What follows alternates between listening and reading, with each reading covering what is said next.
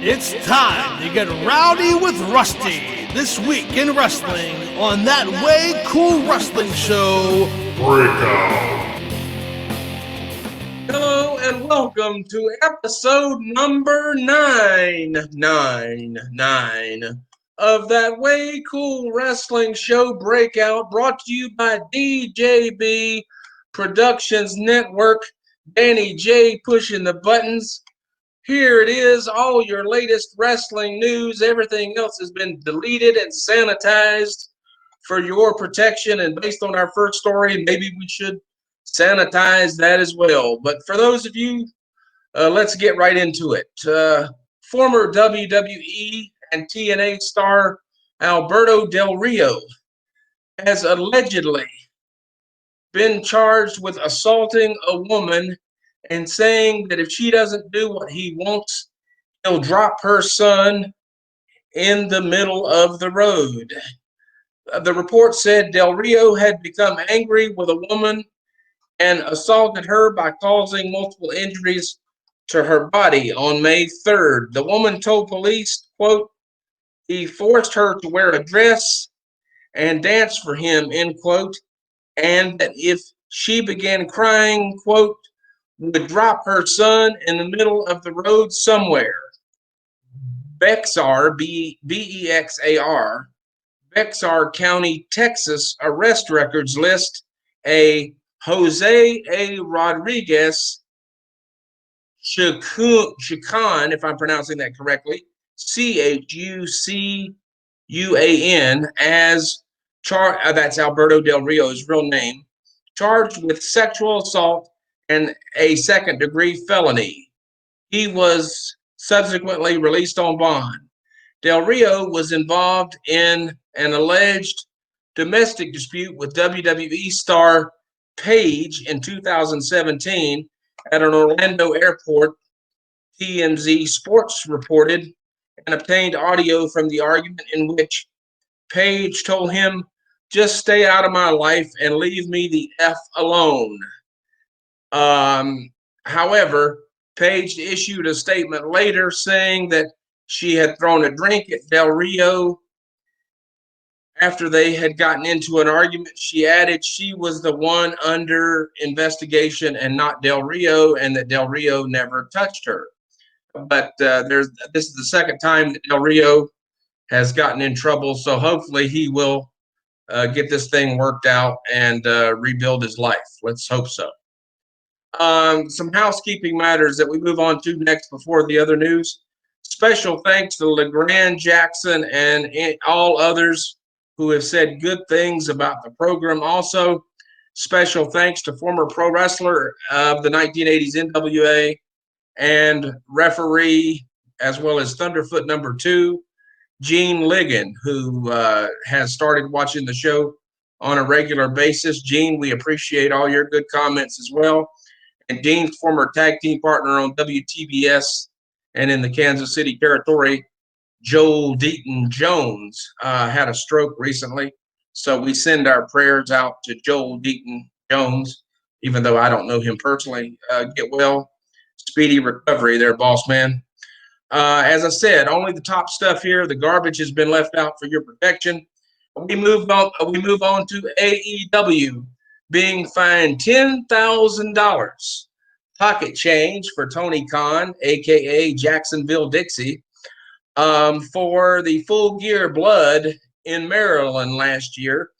Former WCW announcer Chris Cruz was the one to file the complaint. The complaint said that there was too much blood in the match between Kenny Olivier and John Moxley, in which they used a mixture of real blood and fake blood, as well as barbed wire and a host of other instruments. And the complaint was filed sometime last year, and the Maryland State Athletic Commission fined AEW $10,000, which is like 10 cents to Tony Khan. So I don't think Tony Khan will have any problem paying that, but it just makes you wonder what is Chris Cruz's motivation for doing this. Did old Crispy not get a job at the AEW office or whatever? One has to wonder those kinds of questions. No new news about Patrick Clark, aka Velveteen Dream. Allegations that he sent inappropriate photos to a minor, but I do know that the authorities have been contacted and are investigating. And he was on this week's edition, which was pre-taped, of NXT. But we'll get into the NXT news later on down the road. So hopefully they can get all that worked out as well. Seems like it's been a bad week for pro wrestlers in the real world here, hasn't it? Moving right along to the dark side of the ring, this week was talking about UWF Herb Abrams. Now, it's important to remember that this was not the UWF / Mid-South that was ran by Cowboy Bill Watts in the 70s and 80s that changed from Mid-South Wrestling to the UWF when they expanded in the late 80s. This was the UWF ran by Herb Abrams, who started the UWF in the 1990s, had Bruno Sammartino, Lou Albano, Andre the Giant at one point till Vince McMahon hired Andre back to the WWF at the time. Herb Abrams died covered in cocaine and hookers and a whole bunch of other stuff. I only saw one show of that years ago on YouTube. I don't think the UWF under Herb Abrams would have made it, even if he had not been involved in cocaine and hookers. But the Dark Side of the Ring series is a great show. And remember that later on in the year, they're going to have a documentary on the Owen Hart career and Owen Hart fall in 1999. And Owen Hart's wife, Martha, will be speaking. But before that, they'll have a few other good episodes as well. Moving on, we get to MJF back on AEW this week. Back on his throne. It was 4 stars with Tony and others. Then he finds out that he is Tony Khan tells Tony Schiavone through an earpiece that MJF has a match book next week, which is this coming week now, with Jungle Boy. MJF is on his throne. He's healed up from his hangnail injury, but in healing up from his hangnail injury, he accidentally nicked his neck. So we'll have to see what recovery happens with MJF going forward. MJF continues to show why he's the hottest worker and a great promo in the wrestling business today. Moving on, we see Frankie Kazarian against Jon Moxley in a non-title match. I think it was 4 stars. Some people don't think that. After the match, Jon Moxley was jumped by Brody Lee, the former Luke Harper in WWE, and the Dark Order. Luke Harper demands over the microphone that Moxley accepts his challenge. Moxley then says, basically, dude, all you had to do was ask. Later on in the show, we see Brandy cut a video package basically telling Jake in a nice way to blow it out your ass and don't F with her, etc., etc. We then see QT Marshall versus Lance Archer / Murder Hawk. This match was 2 stars. It seemed like Lance wasn't willing to give QT any type of offense. Basically, QT was there just filling up time. Later on in the show, we see Lance Archer steal the AEW World title and take it back with him. So we'll have to see. Will Jon Moxley fight to get his title back, or what goes on? Now, this other thing I'm about to talk about, it caused some controversy, especially on the internet this week. Jake Roberts, in an in-ring angle with Brandy, basically brought out a snake similar to the way he would bring out Damien in the WWF from years ago, and put the snake all over Brandy. And I don't know if the snake came first or the dry humping, for lack of a better term, came first. But Jake basically dry humped Brandy and put the snake all over, and that created some controversy on the internet. But leave it to Jake Roberts. He's still the best promo in the business, and I'm really excited to see where this angle is going between Brandy, Jake, and Cody. And they did a good job explaining why Cody didn't run in and save his wife from the dry humping from Jake Roberts and the snake. This week's show was taped at Daly's Place in Jacksonville, which is connected to the Jacksonville Jaguar Stadium. And it takes a golf cart to get from the stadium to the actual Daly's Place. And so apparently Cody wasn't available or didn't get there in time with the golf cart. I would have liked to have seen them have some sort of promo cut by Cody saying basically, man, I'm going to kick your ass for doing that to my wife. Hopefully they'll do that this week. Moving right along, Pineapple Pete. And now I don't like Pineapple Pete, but the chemistry between Pineapple Pete and Chris Jericho is just something to die for. Pineapple Pete attacks Chris Jericho, basically just needling him, not attacking him to hurt him, but just annoying Chris Jericho as Jericho comes to the ring for a match. Chris Jericho and Sammy Guevara against Omega and his partner in a street fight / hardcore match. 4 stars. It was a great show. Somewhere during this, and I forget who Omega's partner was. I had here in my notes MH, but I can't remember who that was. But somewhere during this match, they did a classy move, either before or during the match, honoring the death of Joe Pedicino, mentioning it on commentary that both Jim Ross and Tony Schiavone, who were back on commentary this week, had worked with Joe Pedicino. As you heard here, Joe Pedicino passed away last week, and he was an owner and promoter of Global Wrestling Federation and was one of the first ones to get Scott Hudson in the announcing business and various things of that nature. So it was good that they honored Joe Pedicino and his memory, and our condolences go out to his family and friends and his widow, Bonnie Blackstone, who was also part of the Global Wrestling Federation on ESPN many years ago. They also announced that next week, Chris Jericho will face Pineapple Pete. So I'll be sitting there in my wheelchair, trying not to drop my belt and watching that great match. Moving right along, a little ratings thing. The ratings went up for both shows this week. AEW had 732,000. The NXT 663,000. So AEW had won most weeks, except for the weeks when the WWE sent most of their talent down to NXT. I think NXT won a couple of weeks, but AEW has won most of the weeks. But what's surprising about the numbers this week is that both shows' overall viewers have been up. So that's a good sign. Stephanie McMahon sold $1 million of her WWE stock over the last few days. So did Kevin Dunn. Sorry about the beeping in the background, ladies and gentlemen. I apologize. No word on how much Kevin sold. Recently, Vince McMahon sold $300 million of his stock to fund the XFL. Last week, we said that WWE may need to be sold in the future.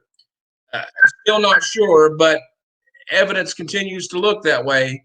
And as always with wrestling, you can never say never. And again, I apologize for the beeping. Apparently, somebody's trying to call Danny J to throw me the hell off of here. But I've got high ratings, and I've got Thunderfoot and everybody else watching the program, so they ain't throwing me off yet. So stop calling me, Vince. Next we move on to NXT.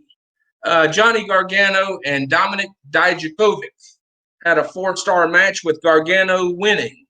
We then move on to an interim cruiserweight tournament match with Jack Gallagher, formerly of NXT UK, now with just NXT America, against Tozawa in a 4-star match.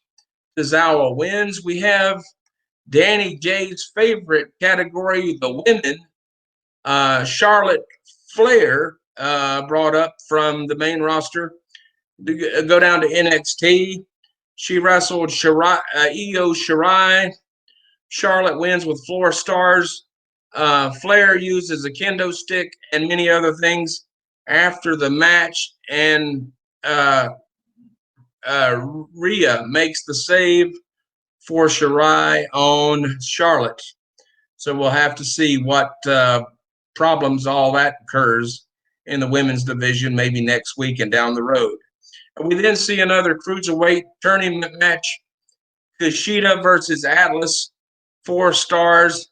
Atlas taps to a Kushida mat leg type of armbar. Lastly, we see Velveteen Dream, the same Patrick Clark who's in trouble with the lewd photos, or alleged lewd photos, I should say, versus Adam Cole, the NXT champion, in a main event. It was 4 stars. Cole wins, but Velveteen Dream / Patrick Clark also worked hard. Great show, but AEW wins again. We move on to Danny J's favorite product, and Danny J turned me on to this, so it's becoming my favorite product. MLW, Major League Wrestling. We start with Conan, the same Conan from WCW days, talking about the MLW and AAA feud. We then hear the announcers talk about the MLW Anthology Series, which starts next week, which will show you matches and history of MLW from 2002 to the present. So for those of you that are not caught up with MLW, this might be a good time, including myself, to catch up with MLW and their past, because, as I said, Danny J only turned me on to this a few weeks ago. And so this will give me a chance to catch up. So I'll have a report on their anthology series next week. And anytime I get to see that hottie announcer, Alicia Atut, it makes the old wheelchair sort of, well, you figure it out. This is a G-rated show. Moving right along, lastly, we see Los Parks, if I'm pronouncing that correctly, LOS, Los Parks. I can't pronounce foreign names too good. Sorry about that, people. And Team AAA in a 6-man tag. Team AAA wins, Team AAA, the ref does a slow count angle, which had been going on for the last few weeks, and Los Parks wins. Next year, the announcers say that they will have a handle on this referee thing, and that MLW promoter Court Bauer will be talking about that in the near future. But next year, the Superstar Challenge Series will be this time in the USA, and basically they will not stand for any slow counting in the Superstar Challenge Series next year. I don't know if, now that the feud is over, if they're going to continue this referee slow count angle, or if we're just supposed to believe, okay, it's over. But whatever they do, I'll let you know right here.